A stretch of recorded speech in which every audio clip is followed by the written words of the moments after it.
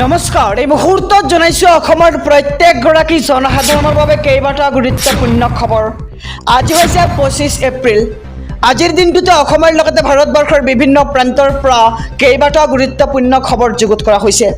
এই মুহূৰ্তত জনাইছো আজিৰ প্ৰথমটো খবৰেই ৰাজ্যবাসীৰ বাবে এটা ডাঙৰ খবৰ। 26 এপ্ৰিলত 6খনকৈ জিলাত বন্ধ থাকিব বিদ্যালয় আৰু কাৰ্যালয়। 6খন জিলাত ৰাজহুৱা বন্ধ ঘোষণা কৰিছে এইবাৰ চৰকাৰে। দ্বিতীয় পৰ্যায়ৰ নিৰ্বাচনৰ বাবে বন্ধ থাকিব বিদ্যালয় আৰু নগাঁও, ডিফু, কৰিমগঞ্জ, শিলচৰ, দৰং, ওদালগুৰিত বন্ধ ঘোষণা কৰা হৈছে। 26 এপ্ৰিলৰ দিনটোত বিদ্যালয়ত ভোট গ্ৰহণৰ কামৰ বাবে বন্ধ থাকিব আৰু নিৰ্বাচনী প্ৰস্তুতিৰ বাবে ৰাজহুৱা বন্ধ থাকিব 6খনকৈ জিলাত। ভোট গ্ৰহণ হ'বলগীয়া প্ৰতিটো সমষ্টিতে থাকিব এই বন্ধ আৰু 26 এপ্ৰিলত 6খনকৈ জিলাত বন্ধ থাকিব বিদ্যালয় আৰু কাৰ্যালয়সমূহ।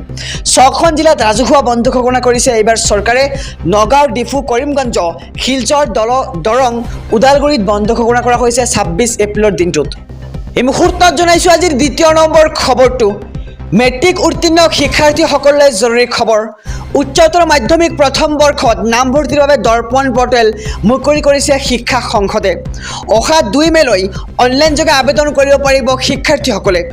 বিভিন্ন শিক্ষানুষ্ঠানত নামভৰ্তিৰ বাবে অনলাইনযোগে আবেদন কৰিব লাগিব আৰু www.dorpon.ahsec.online.in বা www.ahsec.gov.in ত আবেদন দাখিল কৰিব লাগিব আৰু 3 পৰা 4 মেৰ ভিতৰত শিক্ষানুষ্ঠানৰ দ্বাৰা যোগ্যতা তালিকা প্ৰস্তুত কৰা হ'ব আৰু ইয়াৰ পিছত 5 মেত প্ৰভিজনেল বাছনি তালিকা প্ৰকাশ কৰা হ'ব আৰু 6 পৰা 8 মেৰ ভিতৰত শিক্ষাৰ্থীসকলে সংশ্লিষ্ট শিক্ষানুষ্ঠানসমূহত নামভৰ্তি কৰিব লাগিব আৰু 9 পৰা 10 মেৰ ভিতৰত দৰ্পণ পৰ্টেলত শিক্ষানুষ্ঠানসমূহে নামভৰ্তি নিশ্চিত কৰিব লাগিব আৰু নামভৰ্তি সন্দৰ্ভত উচ্চতৰ মাধ্যমিক শিক্ষা সংসদে প্ৰকাশ কৰিছে গাইডলাইন।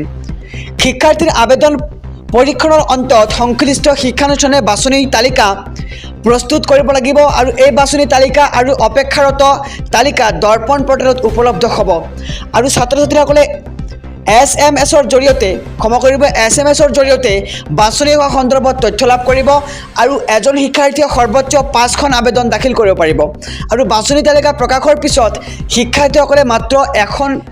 এই মুহূৰ্তত জনাইছো আজিৰ তৃতীয় নম্বৰ খবৰটো। উচ্চতৰ মাধ্যমিকৰ লাখ লাখ পৰীক্ষাৰ্থীৰ বাবে ডাঙৰ খবৰ। কেতিয়া ঘোষণা কৰা হ'ব উচ্চতৰ মাধ্যমিকৰ পৰীক্ষাৰ ফলাফল? অৱশেষত ফলাফল ঘোষণা কৰাৰ সময় প্ৰকাশ কৰিলে ৰাজ্যৰ শিক্ষামন্ত্ৰী ডক্টৰ ৰণোজ পেগুৱে আৰু 5 মেৰ ভিতৰত ফলাফল ঘোষণা কৰাটো নিশ্চিত বুলি ঘোষণা কৰা হৈছে আৰু সম্ভৱ হ'লে এপ্ৰিলৰ শেষৰ ফালেও ঘোষণা কৰা হ'ব পাৰে এই ফলাফল।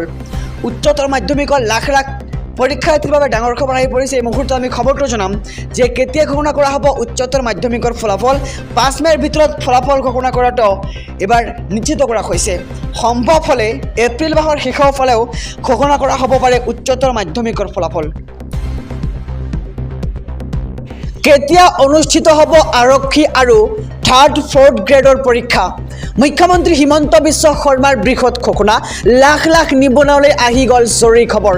জুন জুলাইত অনুষ্ঠিত হ'ব আৰক্ষী ফিজিকেল টেষ্ট। এই মুহূৰ্তৰ খবৰ ৰাজ্যবাসীৰ বাবে। 3য় 4ৰ্থ বৰ্গৰ নিযুক্তি পৰীক্ষা পাতিব অসম চৰকাৰে আৰু 35,000 যুৱক যুৱতীয়ে এটকা নিদিয়াকৈ লাভ কৰিব এতিয়া চৰকাৰী চাকৰি। আৰু কেতিয়া অনুষ্ঠিত হ'ব আৰক্ষী আৰু 3rd 4th গ্ৰেডৰ পৰীক্ষা? মুখ্যমন্ত্ৰী হিমন্ত বিশ্ব শৰ্মাই কৰিছে এক বৃহৎ ঘোষণা যে লাখ লাখ নিবনুৱালৈ আহি গ'ল জৰুৰী খবৰ। জুন জুলাই মাহতেই অনুষ্ঠিত কৰা হ'ব আৰক্ষী ফিজিকেল টেষ্ট আৰু 3য় আৰু 4ৰ্থ বৰ্গৰ নিযুক্তিৰ পৰীক্ষাও পাতিব অসম চৰকাৰে।